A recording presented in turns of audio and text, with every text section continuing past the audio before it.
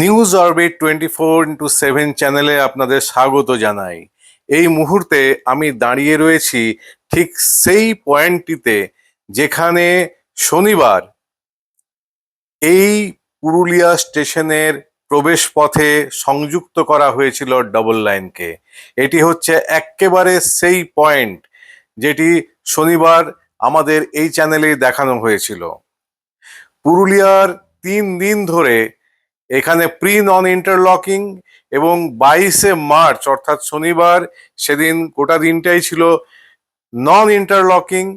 তারপর এখানে নন ইন্টারলকিং এর কাজ শেষ হয়ে যাবার পর যে চিত্র, সেই চিত্রই এখন আমি তুলে ধরছি আমাদের এই চ্যানেলের মাধ্যমে।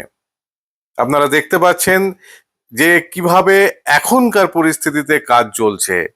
অনেক দর্শক তারা জানতে চেয়েছিলেন যে প্রি নন ইন্টারলকিং এবং নন ইন্টারলকিং এর পর ঠিক কি অবস্থা সেটি দেখানোর জন্য, তার জন্যই একেবারে গ্রাউন্ড জিরোতে এসে এইখান থেকে আমরা রিপোর্টিং করছি যে পুরুলিয়া কোটশিলা নবগঠিত যে ডাবল লাইন তার সংযুক্তির কাজ ঠিক কিভাবে হয়েছে। বিপরীত দিক থেকে এই মুহূর্তে আসছে রূপসী বাংলা এক্সপ্রেস। যদিও রূপসী বাংলা এক্সপ্রেস এই যে লাইনটি পুরুলিয়া থেকে কোটশিলা এই লাইন দিয়ে যায় না, কিন্তু এখন যেটা হচ্ছে এই ট্রেনটিকে ব্যাক করানো হচ্ছে।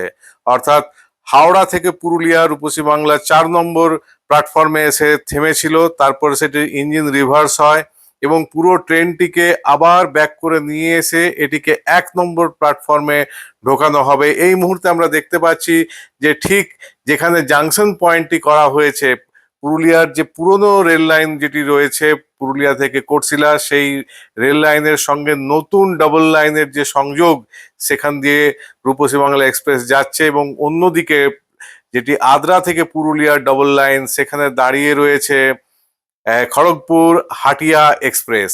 এই মুহূর্তে আমরা দুটি ট্রেনকে দেখতে পাচ্ছি, যার মধ্যে রূপসী বাংলা এক্সপ্রেস সেটি রাঁচির দিকে এই মুহূর্তে যাচ্ছে, যদিও সেটি শুধুমাত্র এখানে ব্যাক করানোর জন্য নিয়ে আসা হয়েছে। লক্ষণীয়ভাবে এই মুহূর্তে আমরা দেখতে পাচ্ছি মোটর পয়েন্ট একটি, এই মোটর পয়েন্ট এটি গত শনিবারই এখানে ইনস্টল করা হয়েছে। শুধু তাই নয়, পাশে যে লাইনটি বাফার লাইন, এবং পরবর্তীকালে যদি রেল মনে করে যে এই লাইনটিকেও সংযুক্ত করে দেওয়া যাবে আদ্রা পুরুলিয়া যে ডবল লাইন আছে তার সাথে। এই মুহূর্তে আমরা দেখতে পাচ্ছি যে কিভাবে জাংশন পয়েন্টে কাজ চলছে। যেটুকু কাজ বা অর্থাৎ যে প্যাকিং এর যে সামান্য কাজটুকু বাকি রয়েছে এই মুহূর্তে সেই কাজটি এখানে চলছে। কিছুক্ষণের মধ্যেই আমরা আরেকটা দেখতে পাবো যে রূপসী বাংলাকে আবার ব্যাক করে নিয়ে যাওয়া হবে 1 নম্বর প্ল্যাটফর্মে। যাই হোক, এই মুহূর্তে আমরা দেখতে পাচ্ছি যে যারা শ্রমিকরা এখানে কাজ করছিলেন তারা একটু থেমে গেছেন, কারণ যতক্ষণ না এই ট্রেনটি ব্যাক হয়ে ফিরে যাচ্ছে প্ল্যাটফর্মের দিকে ততক্ষণ তারা আবার কাজ শুরু করতে পারছেন না। আমরা দেখতে পাচ্ছি যে এই মুহূর্তে ট্রেনটি রূপসী বাংলা এক্সপ্রেস সেটি ফিরে যাচ্ছে 1 নম্বর প্ল্যাটফর্মে, এবং অন্যদিক থেকে যেটি আদ্রা দিকের থেকে আসছে হাটিয়া খড়গপুর হাটিয়া এক্সপ্রেস, সেটিও ফিরে যাচ্ছে বা সেটিও প্ল্যাটফর্মের দিকে যাচ্ছে, পুরুলিয়া স্টেশনের প্ল্যাটফর্মের দিকে যাচ্ছে। দুটি ট্রেনই প্ল্যাটফর্মের দিকে যাচ্ছে এবং এই মুহূর্তে স্টপ লেখা যে বাফারটি দেখা যাচ্ছে, সেই বাফার সেটি কিন্তু একেবারেই নবগঠিত। এটা আগে ছিল না, এটি তৈরি করা হলো এই ডবল লাইন সম্পর্কিত, এবং এই বাফারটি পরবর্তীকালে শান্টিং বা অন্যান্য কাজে অত্যন্ত গুরুত্বপূর্ণ ভূমিকা নেবে। আরেকটা কথা আমাদের দর্শকরা জানতে চেয়েছিলেন যে কি কি পরিবর্তন হলো, সেইগুলো আমরা এই মুহূর্তে তুলে ধরছি। আমরা দেখতে পাচ্ছি যে যে ইয়ার্ডস, এটা হচ্ছে অ্যাকচুয়ালি পুরুলিয়ার ইয়ার্ডের একটি অংশ, এবং সেখানে নতুন একটি সিগন্যালও আমরা দেখতে পাচ্ছি, যে সিগন্যালটি হচ্ছে হোম সিগন্যাল। আগেও এই হোম সিগন্যাল ছিল, তবে এটা অনেকটাই এগিয়ে ছিল টুয়ার্ডস গৌরীনাথ ধাম স্টেশনের দিকে। এখান থেকে অন্তত 100 মিটার আরো এগিয়ে ছিল, কিন্তু সেটিকে পিছিয়ে নিয়ে আসা হয়েছে, বা বলতে পারা যায় যে আর একটু পুরুলিয়া স্টেশনের দিকে নিয়ে আসা হয়েছে। কারণ এখানে এই যে জাংশন পয়েন্টটি তৈরি হয়েছে বা ক্রস ওভারটি তৈরি হয়েছে, সেই ক্রস ওভার পার করার পরে যে রেলের যে চালক বা ইঞ্জিনের চালক তিনি বুঝতে পারবেন এই সিগন্যালটি দেখে যে ঠিক কোনখানে তাকে যেতে হবে বা কত নম্বর প্ল্যাটফর্মে তাকে ট্রেনটিকে নিয়ে যেতে হবে। এই সিগন্যালের যে অন্যতম বৈশিষ্ট্য আমরা দেখেছি, যেটা এর আগেও আলোচনার মধ্যে নিয়ে আসা হয়েছে, যেটাতে 4টি ইয়ার রয়েছে বা 4টি বাংলায় বলতে গেলে কান রয়েছে, এবং তাতে প্রত্যেকটি ইয়ারে 5টি করে হোয়াইট লাইটস রয়েছে, এবং এই হোয়াইট লাইটস কোনটা জ্বলছে তার উপরে নির্ভর করে যে কত নম্বর প্ল্যাটফর্মে চালক তার ট্রেনটি নিয়ে যাবেন, অথবা তাকে ট্রেনটি থ্রু নিয়ে যেতে হবে কিনা। সব থেকে বড় কথা হলো যে বর্তমানে পুরুলিয়ার যে স্টেশন রয়েছে সেখানে 5টি মাত্র অ্যাক্টিভ লাইন রয়েছে, তার মধ্যে 4টিতেই প্ল্যাটফর্ম আছে। শুধুমাত্র আপ মেল লাইন, তার সেই আপ মেল লাইনে কোনো প্ল্যাটফর্ম নেই। এই যে সিগন্যালের অ্যাসপেক্ট যেটা এখন আমরা দেখতে পাচ্ছি, হোম সিগন্যালের অ্যাসপেক্ট, সেখানে সেই হোম সিগন্যালের অ্যাসপেক্ট দেখেই কিন্তু চালক বুঝতে পারবেন যে তাকে কোন লাইন দিয়ে ট্রেনটিকে নিয়ে যেতে হবে।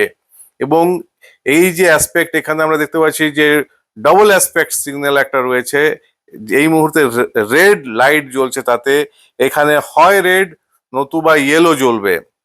আমরা আবার ফিরে যাচ্ছি টুয়ার্ডস কোটশিলার দিকে, যেদিকে আমরা দেখতে পাচ্ছি যে এখন যে এক্সপ্রেস ট্রেনটি সরে যাওয়ার পর আবার লাইনে কাজ শুরু হয়ে গেছে, এবং এখানেও দুটো সিগন্যাল দেখা যাচ্ছে। এই দুটোই হচ্ছে অ্যাডভান্সড স্টার্টার, রেলের ভাষায় এই দুটি সিগন্যালকে বলা হয় অ্যাডভান্স স্টার্টার সিগন্যাল। এবং এই অ্যাডভান্স স্টার্টার দেখে চালক বুঝতে পারবেন যে তার আগে কি হবে, অর্থাৎ এই সিগন্যাল দুটি দেখার পর তিনি কিন্তু নিশ্চিত হয়ে যাবেন যে তাকে এবারে কিভাবে যেতে হবে, তার স্পিড কতটা থাকবে, এই সমস্ত কিছু। এইগুলোই হচ্ছে রেলের যে টেকনিক্যাল বিষয় সেইগুলি। সব থেকে বড় কথা যে যাবতীয় সিগন্যালিং শনিবার দিনই সম্পূর্ণ করে দেওয়া হয়েছে। তারপর অর্থাৎ নন ইন্টারলকিং কাজের পরের দিন থেকে এখন যেটা দেখা যাচ্ছে যে রেলের যে ক্রসিংটি করা হয়েছে বা ক্রস ওভার, যার দ্বারা পুরুলিয়া স্টেশনের থেকে নতুন যে ডবল লাইন, সেই ডবল লাইনের সঙ্গে সংযোগ করা হচ্ছে, সেই ক্রস ওভারে কি কাজ চলছে সেটা আমরা একটু দেখে নেব। এবং তার জন্য গ্রাউন্ড জিরোতে নেমে এসেছে নিউজ অরবিট 24/7 চ্যানেল, এবং একেবারে গ্রাউন্ড জিরো থেকে আপনাদের কাছে তুলে ধরা হচ্ছে বর্তমান পরিস্থিতি। আমরা দেখতে পাচ্ছি যে এখানে যারা কাজ করছেন রেলের ইঞ্জিনিয়ারিং বিভাগের বা পার্মানেন্ট ওয়ে ডিপার্টমেন্টে যারা আছেন, সেই পার্মানেন্ট ওয়ে ডিপার্টমেন্টের তরফে কাজটি চলছে। এবং যে ক্রস ওভারটি যেটা শনিবার দিনই ইনস্টল করে দেওয়া হয়েছে সম্পূর্ণভাবে, সেখানে এখন প্যাকিং এর কাজ চলছে। পুরো প্যাকিং আমরা দেখতে পাচ্ছি যে প্যাকিং করা হচ্ছে, বহু রকমের কিজ থাকে, অর্থাৎ যে রেল লাইন স্লিপারের সঙ্গে, কংক্রিটের স্লিপারের সঙ্গে থাকে, এবং তাকে শক্ত করে ধরে রাখার জন্য বিভিন্ন রকমের কিজ রেলের তরফে দেওয়া হয়। সেইগুলোই শক্তভাবে এঁটে আছে কিনা তা দেখার কাজ চলছে। এবং তার সাথে সাথে যে ব্যালেস্ট, অর্থাৎ এখানে যে নতুন ক্রস ওভারটি হয়েছে তার ব্যালেস্ট, সেগুলোও ঠিক করা হচ্ছে। আমরা যেটা জানতে পেরেছি যে একটি লক্ষণীয় বিষয় হলো এটাই যে এই যে ক্রস ওভারটি তৈরি হয়েছে, এই ক্রস ওভারটি হেভি ডিউটি স্লিপার দিয়ে তৈরি হয়েছে। এবং আমরা দেখতে পাচ্ছি যে এটাকে প্যাকিং এমন ভাবে করা হচ্ছে যে যতগুলো স্লিপার সেগুলোকে সঠিকভাবে যদি প্যাকিং করা না হয় তবে কিন্তু এই যে যে ক্রস ওভারটি রয়েছে সেই ক্রস ওভারে ভীষণ ভারী ভারী যে গুডস ট্রেন যাবে, সেই গুডস ট্রেনের গতি আরো বেশি নিয়ন্ত্রণ করতে হবে। এমনিতে সাধারণভাবে এই ক্রস ওভারে 30 kmph গতি রাখা হয়, অর্থাৎ 30 কিলোমিটার প্রতি ঘন্টা এই গতিতেই কিন্তু ক্রস ওভারের ট্রেন যাতায়াত করে থাকে ভারতীয় রেলে। এবং এখানে যে হেভি ডিউটি স্লিপার দেওয়া হয়েছে, দেখতে পাওয়া যাচ্ছে যে কংক্রিটের হেভি ডিউটি স্লিপার রয়েছে, কাজেই এই ধরনের স্লিপার থাকাতে অনেক সহজেই ট্রেন কিন্তু ক্রস ওভারে যেতে পারবে। এবং আরেকটা বড় কথা যে এখানে যে রেল দেওয়া হয়েছে, অর্থাৎ রেল লাইন, সেটিও কিন্তু 60 কেজি রেল। 60 কেজি রেল থাকার জন্য এই লাইনে 130 কিলোমিটার ঘন্টা প্রতি ঘন্টা শুধু নয়, 160 কিলোমিটার প্রতি ঘন্টাতেও পরবর্তীকালে ট্রেন চালানো সম্ভব হবে। পুরুলিয়া থেকে কোটশিলা ডবল লাইনের সব থেকে বড় যে বৈশিষ্ট্যগুলি রয়েছে তার মধ্যে এটাও যে এই যে ট্র্যাক পাতা হয়েছে, সেই ট্র্যাক কিন্তু হাই স্পিডের জন্য প্রথম থেকে সেদিকে লক্ষ্য রেখেই পাতা হয়েছে। এবং এখানে যে সিগন্যালিং সিস্টেম করা হয়েছে সেটা হচ্ছে dual single line system. Dual single line signalling system এর মাধ্যমে যে দুটির লাইন আমরা দেখতে পাচ্ছি, যেটাকে আমরা ডবল লাইন বলছি, বাস্তবে কিন্তু এটি দুটি সিঙ্গেল লাইন হিসেবেও কাজ করতে পারবে। যে সব জায়গাতে বা যে সব লাইনে অত্যধিক ট্রাফিক থাকবে বা পরবর্তীকালে রেল যে হিসেব করছে যে এখানে কতটা ট্রাফিক থাকতে পারে, সেই হিসেব করেই কিন্তু এই ধরনের মডার্নাইজড সিগন্যালিং সিস্টেম করা হয়ে থাকে। Dual single line signalling system যদি ইনস্টল করা হয়, তবে সেই যে রাস্তা বা সেই রেলপথটুকুতে অনেক বেশি ট্রেন একসঙ্গে চালানো সম্ভব হয়, কারণ একদিকে এটা ডবল লাইন হিসেবেও কাজ করে, আবার সিঙ্গেল লাইন হিসেবেও কাজ করে। এবং যখন মেনটেনেন্সের বিষয় চলে আসে, অর্থাৎ যখন একটি লাইনকে মেনটেন করতে হয় বা সেই লাইনটিকে কোনো কারণে বন্ধ রাখতে হয়, তখন পাশের যে লাইন, সেই লাইন দিয়ে ট্রেন যাতায়াত করতে পারে। কিন্তু যেগুলো কনভেনশনাল টাইপের লাইন থাকে, ডবল লাইন থাকে, যেমন আদ্রা থেকে পুরুলিয়া বা পুরুলিয়া থেকে চান্ডিল, এইখানে যে ডবল লাইন সিস্টেম রয়েছে সেটা হচ্ছে কনভেনশনাল টাইপের ডবল লাইন সিস্টেম। এখানে আপ এবং ডাউন লাইন থাকে, আপ লাইন দিয়ে শুধুমাত্র আপ ট্রেন যায়, ডাউন লাইন দিয়ে ডাউন ট্রেন যায়। অর্থাৎ যখন আপ লাইন দিয়ে যদি কখনো ডাউন ট্রেন নিয়ে যেতে হয় বা বিপরীত দিক থেকে ট্রেন নিয়ে যেতে হয়, তখন ওখানে সিঙ্গেল লাইন ওয়ার্কিং করতে হয়। সিঙ্গেল লাইন ওয়ার্কিং এটি রেলের একটি বিশেষ ধরনের সিস্টেম, এবং সেই সিস্টেমে প্রচুর পেপার ওয়ার্ক থাকে। প্রথমে স্পিড রেস্ট্রিকশন থাকে, এবং এই সমস্ত পেপার ওয়ার্ক কমপ্লিট করতে একটি ট্রেনের অনেক সময় লাগে বা চালকের অনেক বেশি সময় লাগে, যার জন্য সিঙ্গেল লাইন ওয়ার্কিং যদি চালু হয়ে যায়, ট্রেন মারাত্মকভাবে মার খেতে থাকে সেকশনে। এখানে পরিষ্কারভাবে বলা যায় যে এই যে ডুয়েল সিঙ্গেল লাইন সিস্টেম যেটা করা হয়েছে, সেটা কিন্তু এক্ষেত্রে একটা বিরাট কার্যকরী ভূমিকা নেবে পরবর্তীকালে ট্রেন চালানোর ক্ষেত্রে। এবং 37 কিলোমিটার পুরুলিয়া থেকে কোটশিলা, যে 37 কিলোমিটার রেলপথ রয়েছে, সেই রেলপথে কিন্তু অনেক বেশি ট্রেন একসঙ্গে চালানো সম্ভব হবে। আমাদের যে দর্শক, তারা বারবার একটা কথা জিজ্ঞেস করেছেন যে সিআরএস বা কমিশনার অফ রেলওয়ে সেফটি, সেই কমিশনার অফ রেলওয়ে সেফটি কবে এই লাইনটি পরিদর্শন করবেন, অর্থাৎ পুরুলিয়া থেকে কোটশিলার যে নতুন ডবল লাইন, সেটি তারা কখন পরিদর্শন করবেন? কারণ সিআরএস ইন্সপেকশন না হওয়া পর্যন্ত এখানে কমার্শিয়ালি কোনো রকম ট্রেন চালানো সম্ভব হবে না। এ বিষয়ে আমরা কথা বলেছিলাম দক্ষিণ পূর্ব রেলের আদ্রা ডিভিশনের ডিআরএম সুমিত নারুলার সাথে, এবং তিনি বলেন যে এই মাসের মধ্যেই, অর্থাৎ মার্চ মাসের মধ্যেই চেষ্টা করা হচ্ছে যাতে সিআরএস ইন্সপেকশন হয়ে যায়। সেই মতো প্রস্তাবও পাঠানো হয়েছে।